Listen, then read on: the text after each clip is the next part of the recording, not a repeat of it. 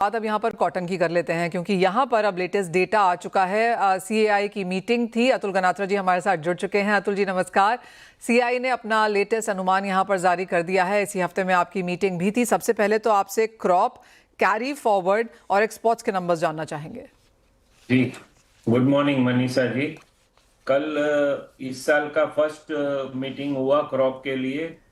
तो जो opening stock है बहुत ज़्यादा है हमारा। इस साल 1 अक्टूबर को 60.5 लाख बेल्स का ओपनिंग स्टॉक है। प्रोडक्शन का फिगर रखा है ऑल इंडिया का 305 लाख बेल्स, जो लास्ट ईयर 312 लाख बेल्स था। तो 2% क्रॉप कम है, क्योंकि सोइंग भी 2% कम है। और इंपोर्ट्स है वो रिकॉर्ड इंपोर्ट होने जा रहा है। 45 लाख बेल्स का इंपोर्ट होगा।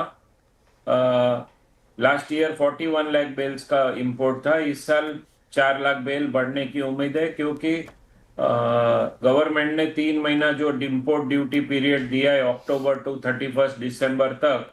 तो ऐसा लगता है कि मिले 11% बचाना चाहती है। तो 25 से 30 लाख बेल का शिपमेंट ये 3 महीने में आने की उम्मीद है।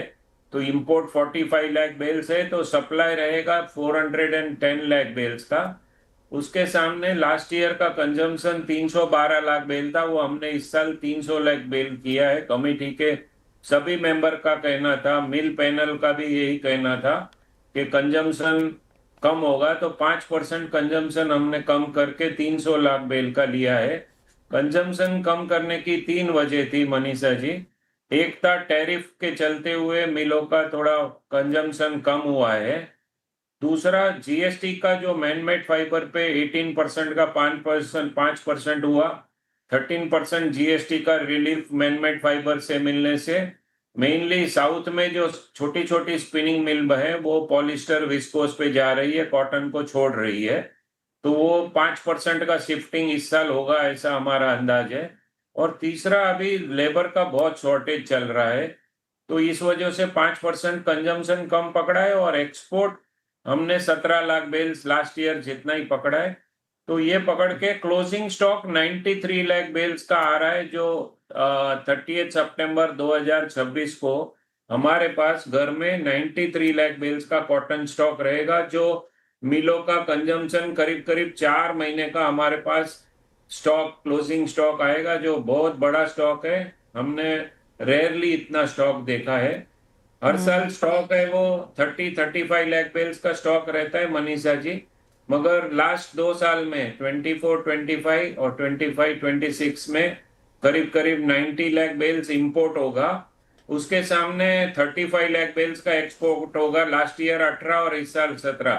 तो ये 2 साल में इंपोर्ट एक्सपोर्ट का जो कैलकुलेशन है वो 55 लाख बेल्स इंपोर्ट ज्यादा होगा। तो इस वजह से जो हमारा कॉटन का कंजम्पशन और प्रोडक्शन करीब करीब सेम है, 300 लाख बेल्स के आजू बाजू है, प्लस माइनस 10 लाख बेल। तो जो इंपोर्ट 2 साल में इतना ज्यादा हो गया, इसलिए हमारा क्लोजिंग स्टॉक जो 30-35 लाख बेल्स रहता था वो 90 प्लस लाख बेल हो गया है। जी मनीषा जी। Well absolutely. आपके एक पॉइंट पे वापस जाना चाहूंगी अतुल जी। जैसे आपने कहा कि जो कॉटन वर्सेस मैनमेड है, उसमें यहाँ पर अब हम थोड़ा सा मैनमेड की तरफ जाते हुए नजर आ रहे हैं। अगर ग्लोबल देखें कॉटन वर्सेस मैनमेड और इंडिया देखें कॉटन वर्सेस मैनमेड, तो किस तरह की परसेंटेजेस हैं फिलहाल? जी, वर्ल्ड मार्केट में मनीषा जी कॉटन 30% स्पिन होता है मिलों में और 70% मैनमेड होता है। हमारे यहाँ उल्टा है, 70% कॉटन स्पिन होता है और 30% मैनमेड होता है। मगर कॉटन का जो कॉस्टिंग आता है वो करीब करीब क्लीन कॉटन का 200 रुपीज के प्लस का कॉस्टिंग आता है। उसके सामने पॉलिस्टर 105 रुपया, विस्कोस 145 रुपीज, बहुत सस्ता है। और जीएसटी का 13% रिलीफ मिलने के बाद और सस्ता हो गया।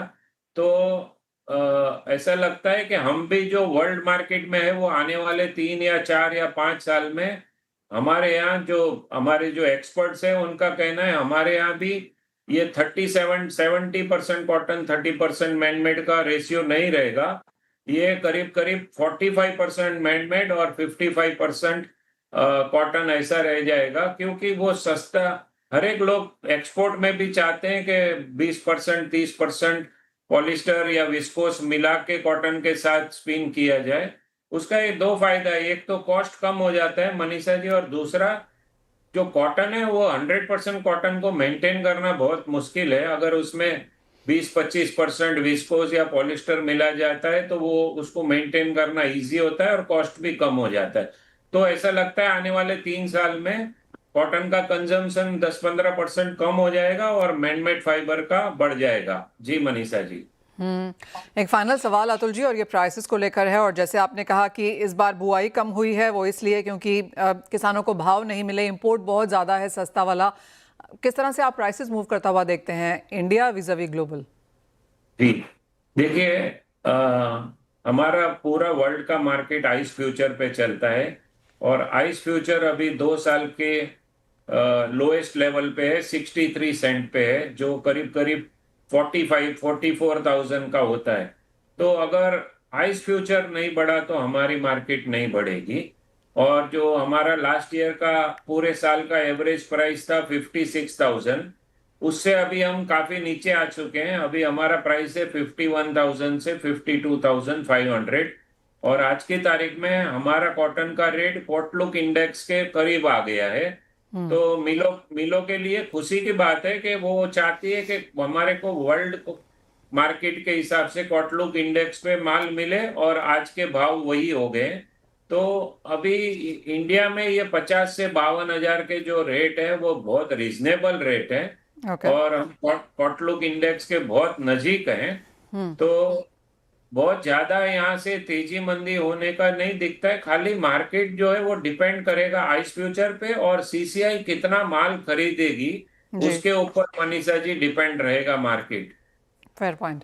अतुल गनात्रा जी, एज ऑलवेज बहुत शुक्रिया साथ जुड़ने के लिए और वो सारे थैंक डिटेल्स यू। नंबर्स हमारे समक्ष रखने के लिए भी।